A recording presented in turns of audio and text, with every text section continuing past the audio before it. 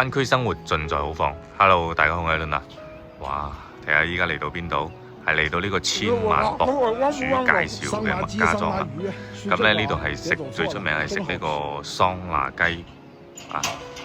咁咧通過網上嘅一啲咁嘅千萬博主咧，所以咧就嚟到呢度啦。咁咧因為今日咧係過嚟睇呢個第四季度嘅新型嘅材料嘅，咁等下咧都會去睇翻我哋嘅一啲咁嘅新型材料，順便咧就慰勞下自己啦。哇！睇下個環境咧，有少少似嗰啲係祠堂啊，跟住就打造出嚟嘅。呢度環境都好大嘅。咁當時咧啲千萬網紅啦、藍湛飛咧都嚟呢度食過啦。啊，環境就係有啲好多嘅情懷咯。我嚟揾翻 Nicky 先。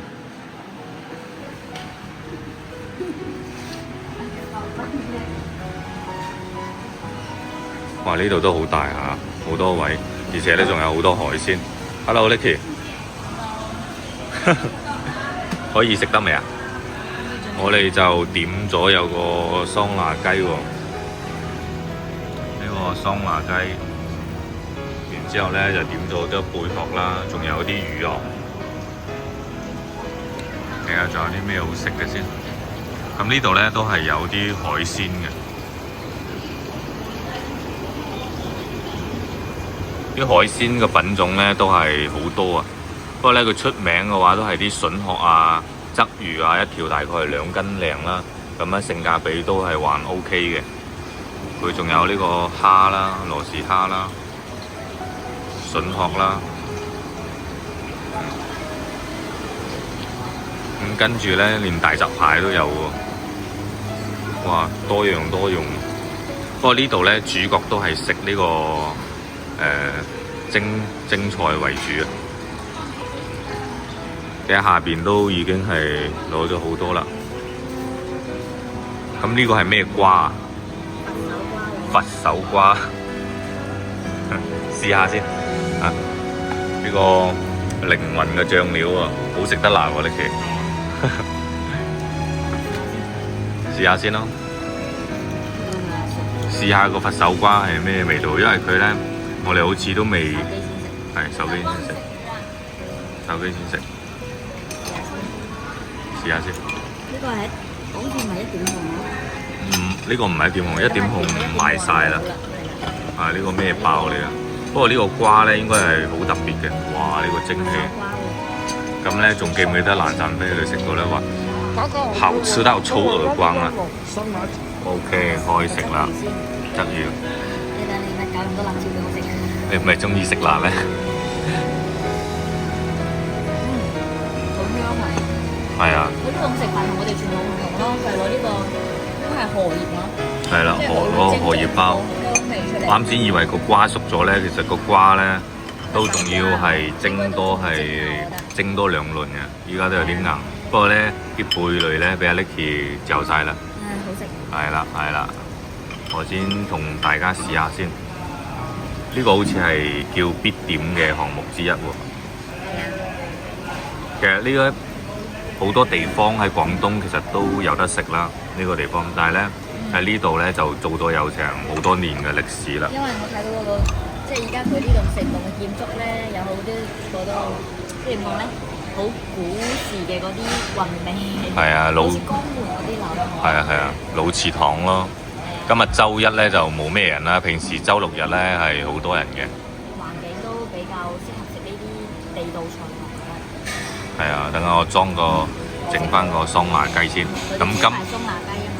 係啊，咁今日嚟到佛山呢度，等下帶啲咩靚嘢俾大家。其實今日咧最主要係咩咧？因為我哋每次都會去金山啦，我哋用嗰啲瓷磚嘅料啊嘛。啱好工廠嗰邊咧就通知我哋今次應該屬於係秋季年擺最後出啲新版嘛。咁咧就邀請我哋過去睇一睇，咁我哋都想揀下啲唔同嘅嘢啦，同埋啲比較靚嘅嘢咧，即係不斷運用喺我哋嘅設計中咯。OK， 咁等下咧睇下蒸完個桑拿雞之後咧，試下佢嘅招牌，再試下埋你招牌先。呢個佢招牌嘅陳村粉配呢個桑拿雞啦。試下佢陳村粉先，因為我好中意食呢啲粉類嘅嘢。哇！我睇你嗰盤辣椒犀利啊！唔係我條。我條啊，得唔得？陳千粉得唔得？應該係得，因為呢度咧都係順德陳村，過嚟呢度咧都係必點呢個陳千粉嘅。哇！好薄啊，好透啊！係咪好薄啊？正。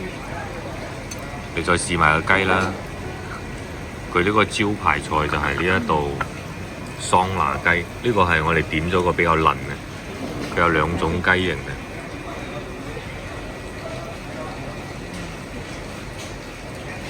會唔會太硬啊？佢話呢個會腍啲。哇！好似好香咁，我睇你食都流晒口水啊！好嫩係嘛？唔錯。桑拿雞，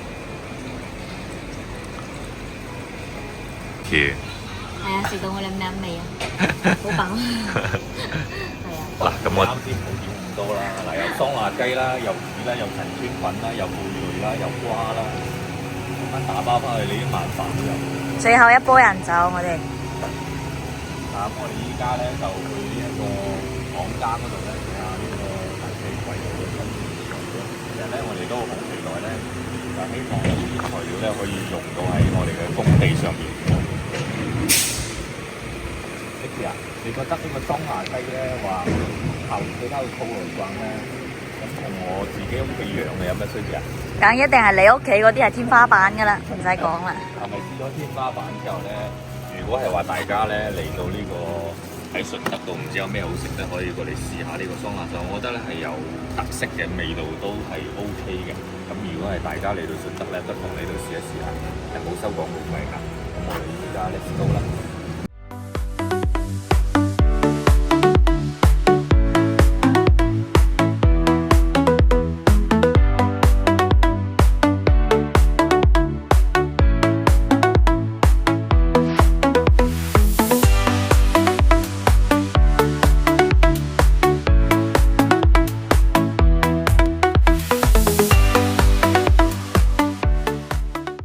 Hello，Nicky 嚟到咯，哇！出啲新樣好靚喎。玩得比較靚，所以我哋都會過嚟每次都過嚟參觀啊。特別呢塊係點㗎？呢塊同大家介紹下。都比較強啲。哇！好真實啊！呢塊嘅質感。不過依家啲磚咧真係越出越靚啊，係嘛？係啊。特別嗰度仲有一塊好唔一樣喎，Nicky。係啊。金屬。哇！呢個米洞石呢個質感好強啊！就比如係話我哋隔離呢一款咧，如果俾你用喺設計咧，你會用喺邊個方案啊？我啊，會用喺南灣酒府咯，準備㗎啦。係啦，哇！呢個質感真係質感都比較靚。係啦，即係咧呢一啲磚咧都需要一啲好大膽嘅一啲設計啦，仲有係唔同嘅設計，係啦。先可以放得落咯。咁你再睇下有啲咩新嘢先。咁靚啊，Nicky！極品四季粉綠喎，極品四季粉綠啊！綠色啊，行開㗎。欣賞下啲極品四季粉綠先。係啊，哇！呢啲〜